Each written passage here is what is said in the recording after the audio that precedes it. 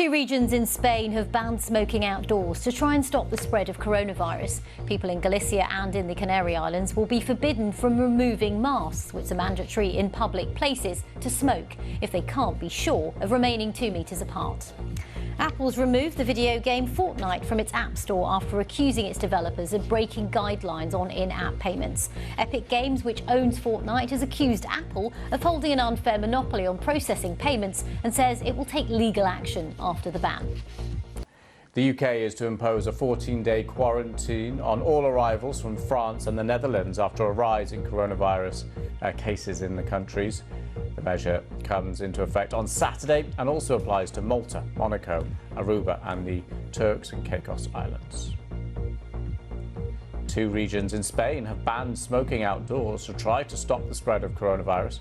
People in Galicia and in the Canary Islands will be forbidden to remove masks, which are mandatory in public places, to smoke if they cannot be sure of remaining 2 metres apart. At least 3 people have been killed in clashes in Ivory Coast as hundreds have taken to the streets following President Ouattara's decision to run for a 3rd term in office. Police fired tear gas at demonstrators who defied a ban on protests. Hundreds of traps are being set in the US state of Washington to catch a potentially deadly intruder. It's a giant insect known as the murder hornet. It's been seen in the area. So we're told their sting can be fatal to humans. There's one there. There's some more. In Japan, apparently, they kill around 30 to 50 people each year. The real threat is to honeybees, apparently. Living up to its gruesome name, the murder hornet will attack bees and devour the contents of their hives. Do you know, just seeing it close up like that is going to give people That's a bit more creepy. Bit of a worry. Oh no, those are just normal bees. Well, it's not very nice, but... We're going to have a look at the papers now, Friday morning. 14 minutes past 6, some of the front pages for you. And the Mirror leading on the news that music venues, theatres and kids' play centres can reopen. This is from Saturday, as lockdown restrictions are further eased. As A-level students concerns of being failed by the government's marking system, the Daily Telegraph splash focuses on claims by the exam regulator that some teachers submitted, quote, implausibly high predicted grades. The Guardian says the poorest pupils have been hit hardest by the A-level results downgrades, warning now that the Equality and Human Rights Commission could intervene. And BBC News Online has a special report marking 50 years since a group of black British activists known as the Mangrove Nine won a landmark legal battle against the Met Police. 2 things have grabbed my attention. Quick one. Middlemarch, the author of Middlemarch. Do you know off the top of your head? No. George Eliot. Now does it start to clear?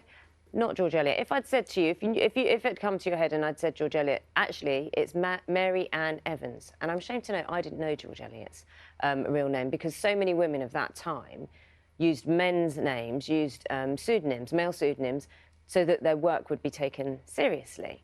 So what's happening is, as part of the Reclaim Her Name campaign, initiated by Baileys to mark its Women's Prize for Fiction, loads of books are going to be released, which were under male pseudonyms, under the with their real names. Yeah, so you've got A Phantom Lover by Violet Paget, known as Vernon Lee, Indiana by Mantine Aurore Dupin, better known as George Sand. So it's a great statement, isn't it? It's brilliant. It's really, really good. Also, when you're picking food in the canteen, when you go up to the BBC canteen for your lunch or your breakfast, if the veggie lasagna was placed right next to the meat lasagna, fewer people would choose the veggie lasagna.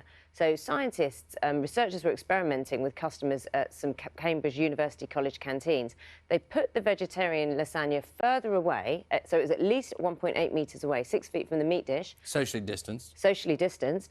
And sales rose by 40% of the veggie lasagna.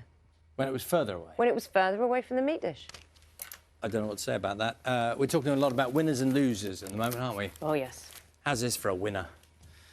A 300-to-1 horse triumphs. Apparently, a horse has made racing history, that's how extraordinary this is, with the longest odds win ever recorded in Britain and Ireland. At 300-to-1, it's only its 2nd outing on the track. The horse, for the record, is known as He Knows No Fear. That's the horse's name. And was so unfancied, going into the race that He Knows No Fear's owner, Luke Comer, didn't even attend the race and didn't even bet on it, the horse. And apparently the horse had done very badly on debut. And at the start of the real-time bets, not quite sure I understand that. Anyway, sometime during the betting, the odds had dropped to 999 to 1.